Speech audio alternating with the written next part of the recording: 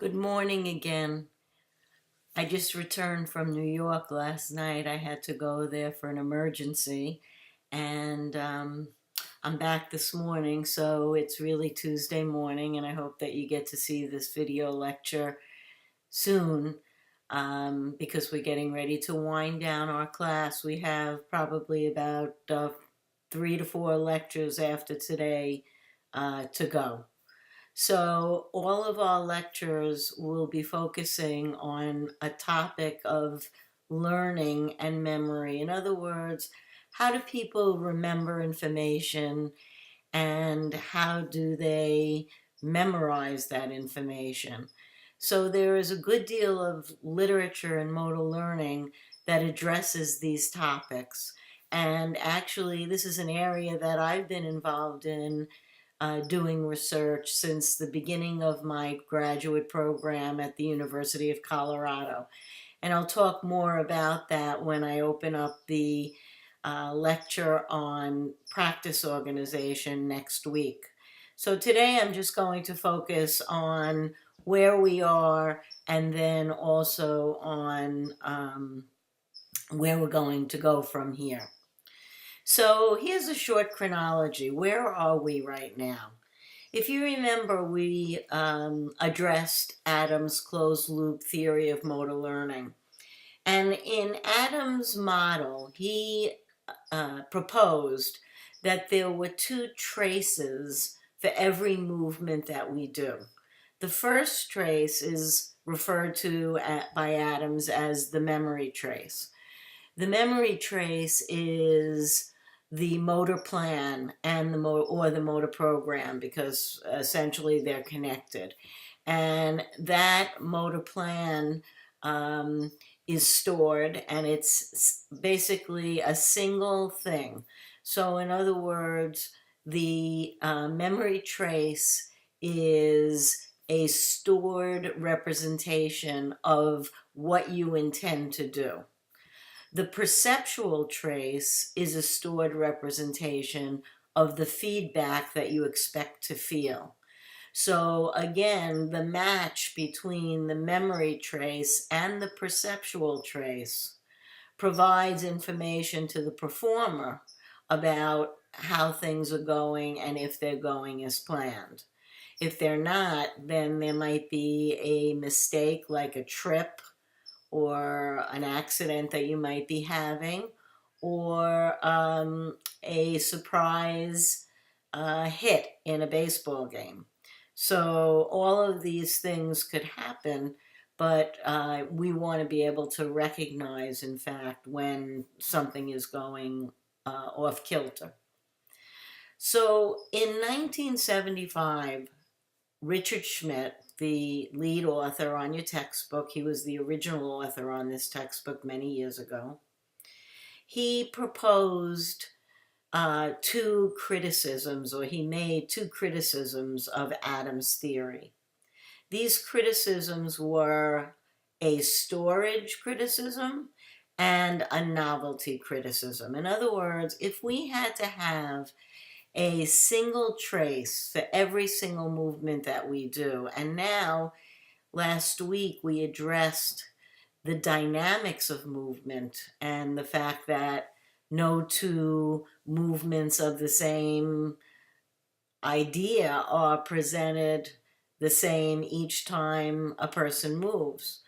So how would it be possible that we have enough storage capacity in order to be able to have a memory trace for each of these products? Novelty means transfer. Novelty means new. And so when we talk about a person performing a novel task, probably they're taking parts of skills that they've done before and attempting to apply those skills to performance of the new skill. That's what we call transfer. Just like I've been kind of joking, is transfer from Cabrillo or Santa Rosa Community College transfer? And yes, it is transfer, because what you're doing is taking the skills that you gain, possibly your core GE skills, the how to behave in a college classroom, how to take notes in college, all of that would be referred to as novelty or transfer effects, actually. If you remember, we've covered Gentile's theory, which was first presented in 1972. And here, Gentile talks about the environment and also the person and the information processing related to the regulatory features in the environment. And now what we're going to do over the next couple of days is begin to unpack Schmidt's theory of motor learning that was presented in 1975. And this is probably one of the theories that has had the greatest impact on motor learning than any other theory. And the final thing that we're going to talk about in our class is going to be Baddick's theory of contextual interference. When I arrived at the University of Colorado, I worked with John Shea in motor learning, and John actually at that time had already connected with William F. Baddick from the Department of Psychology at the University of Colorado, and Baddick actually was on my thesis committee. At any rate, that's where the emergence of contextual interference began in the area of motor learning. A man named Tim Lee did his doctorate at Louisiana State University and spent his whole career at McMaster University in Toronto, recently retired. He's the second author on your textbook. Tim has had an enormous effect, or Lee has had an enormous effect on the area of contextual interference and how we understand and interpret it. So before we actually move on to these ideas, I want to talk about more traditional views of memory. And you can see in this model here, there are boxes, a series of boxes, and the boxes actually are called or labeled sensory memory, short-term memory, and long-term memory. And what I want you to see here is that if we take the idea of sensory memory first, we could have a very transient recognition. In other words, it goes through our system very, very quickly. We don't store that information for long periods of time. It lasts about 1 to 3 seconds. And essentially, this is a literal copy of what we see. So if I were to shut this slide down immediately now, could you still see the structure of it? Could you still see some of the ideas that are presented on this slide? Some of you who are looking at it more specifically in detail would be able to probably recall some of the details of the slide.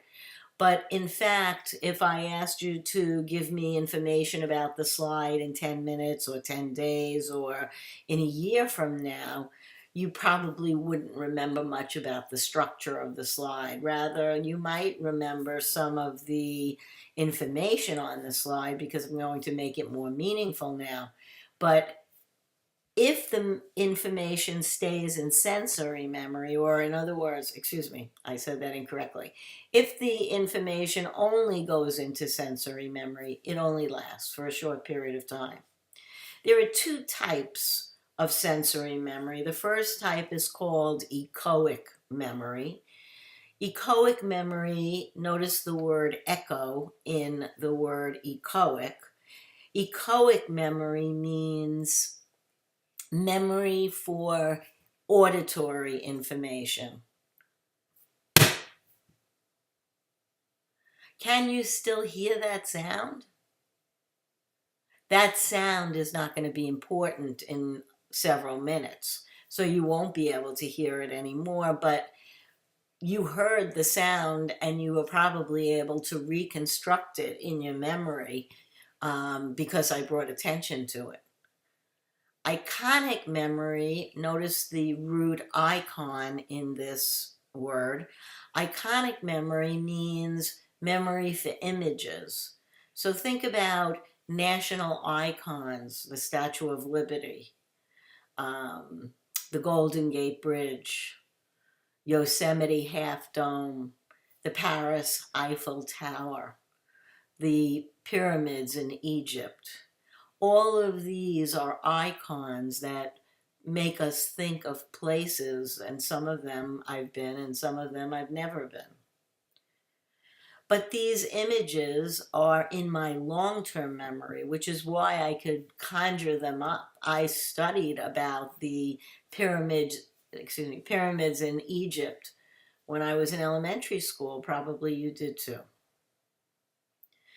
If the information is paid attention to, in other words, if I selectively attend to the information, then it gets passed to my short-term memory. Short-term memory is a memory that is limited in capacity. What I mean is that it's limited with regard to space and time. Remember that we can only process about 7 plus or minus 2 items at any given time. So probably the amount of information that I'm providing on this video is beyond your capacity to remember it in one sitting. I strongly recommend that you write notes on the slides, possibly print out the slides that I'm posting for you on Canvas, and write notes on the slides as I'm doing these videos.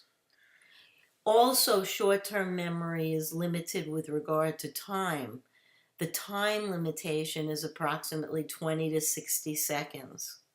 So if I don't do anything with that information across 20 seconds or 60 seconds, and you've heard this before, about 20 seconds for verbal information, but motor information tends to last a little bit longer. So motor information might hang around, motor information meaning proprioception, might hang around for about 60 seconds.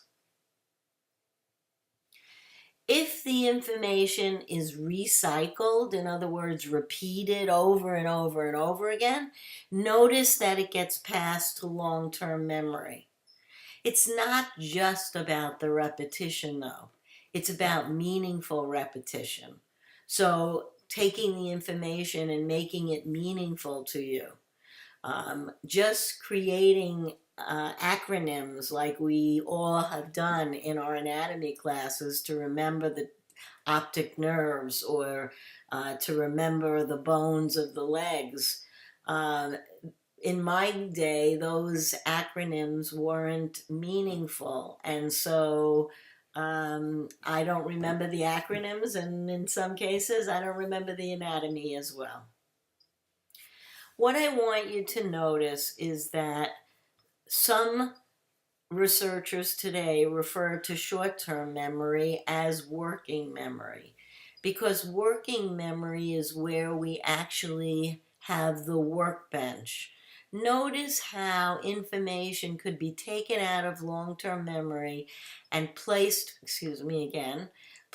back into short-term memory. Short-term memory in this case would be referred to as operational short-term memory. In other words, the place where we do the work. And this is why the term working memory starts to appear in the literature, because imagine a workbench where you have a saw. I purposefully said that word because I was in New York this week, and saw. No, seriously, if I had a saw, in other words, to saw a piece of wood, if I had a hammer and a nail, then I could reconstruct the information to use it in a variety of ways. So notice long-term memory. Long-term memory today we consider to be a permanent memory. In other words, the information is there. Long-term memory is based upon elaboration, information at one level, and also depth of information. In other words, how important the information is, gets processed more deeply. Notice the word semantic processing. In long-term memory, we don't necessarily process things for structure. Notice the structure. I really like the way this slide looks, how it came out. And yet, you're not going to really remember the structure of this slide, except, again, I'm making the structure very explicit. So you may remember the structure of this slide because I'm making it important for our class. And then the idea of accessibility. Sometimes we can't access information. This is an issue in aging. As the dendritic trees start to degenerate, and also, of course, in disease states such as Alzheimer's and other diseases, I'm sure dementia, we start to see the reduction of the dendritic trees and the ability to send impulses from one neuron to another neuron. So that would be a problem of accessibility. I might have a thought, and all of a sudden, I can't go there. I don't have a pathway to actually finding that information in my memory network. Imagine this incredible networking of information. Think about that last video that you watched on the brain and the entire network of information that is stored in the brain. So I talked a little bit about transfer from a community college to a four-year institution. You also transferred skills from your high school into your college. We talk about transfer in motor learning as the ability to carry over procedures from one skill to another skill. And again, because of this dynamic environment that we live in, we really have to think about transfer every single time we perform a skill, because there's going to be some change in the initial conditions, which then is going to change the makeup of my motor pattern, and that would represent some transfer. So let's look at what the paradigm is for testing long-term memory. The first thing that happens in to test long-term memory in a laboratory experiment or a field experiment would be the acquisition phase. Acquisition, think about that, means to acquire the skill. This is the phase where a person would practice many trials in order to produce some kind of memory, to set an engram, to set a trace of information that you've performed before. Following the acquisition phase, there is the retention phase. The retention phase actually includes many different parts of the paradigm. The first thing that I want to talk about is in between the acquisition and retention phases is an interval of time that's referred to as the retention interval. The retention interval could be 30 seconds, it could be 1 minute, it could be 10 minutes, it could be a year or 10 years. So you can see that we could look at long-term memory in a short period of time, or we could look at long-term memory across a long period of time. So the retention phase actually has two components to it, or two possibilities for testing retention. The first possibility would be recognition. The recognition part of the paradigm would mean that there are items in the environment and you have to recognize whether those items are correct or incorrect. Or if I give you a cue in the environment as to how to do a task in motor skills, that would actually represent a recognition paradigm. A multiple choice test where you're given the responses and you have to recognize, is A the correct response? Is B the correct response? C, D, or E? That would represent a recognition paradigm. Also, you could have a recall paradigm. A recall paradigm means that you have to go into your memory and pull out information, recall it, and use that information in the paradigm. Recall is tested in one of two ways. You could have cued recall, or you could have uncued recall. In a cued recall paradigm, you're given the cue for finding the information in your long-term memory. Remember, you're comparing it to something in memory. So if I gave you a question on your final exam, can you define recall? That would be a cued recall question because I'm giving you the information that I want you to talk about recall memory. And that puts you in a certain part of this gigantic memory network that you have now about exercise physiology, the history and philosophy of physical education and kinesiology, and the sociology of kinesiology. All of these various kinesiology concepts that you now have in your brains. Also, there's uncued recall. In an uncued recall paradigm, I might say, tell me everything you know about motor learning. That would be a gigantic uncued recall memory question. I'm still giving you a target, motor learning, but I'm not really giving you any specificity with regard to what I want there. Transfer means the novelty. So I could go from the acquisition phase of the paradigm all the way to the transfer phase of the paradigm, not doing any retention tests. Or I can go from acquisition, do a retention test, and then do a transfer test. So I want you to think, what does the word paradigm actually mean? And how does it relate to the picture that I've presented here to the right or below?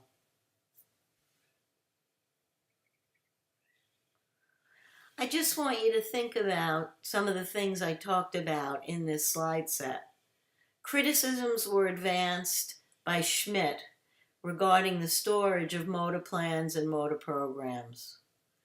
Motor learning and control theorists today actually question the very nature of how the motor program and plan is represented as hypothesized by Adams.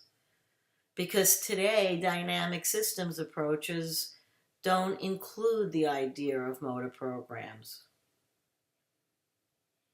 Adams hypothesized the storage of individual templates, very specific things for each motor plan and each motor program, as well as the information related to error detection and error correction. So think about these things, and as we come back to class on Thursday, I'm going to be using them to begin to discuss Schmidt's schema theory of motor learning. It's great to be back in California. I took a walk in the late afternoon yesterday and I thought, wow, I love the air here on the West Coast as compared to the East Coast.